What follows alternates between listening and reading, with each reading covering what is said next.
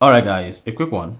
Here, I'll detail how to close DM on Discord. So if you want to close DM with a friend on Discord, so stop receiving messages from the friends or a group of friends, then this video is going to walk you through exact process you need to take to be able to close a DM on Discord server. So if I don't know this, you found this helpful and informative, please don't forget to like and then subscribe.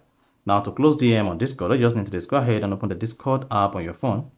Now, once you open the Discord app on your phone, locate and click on the friends where you want to close a DM and then click on it.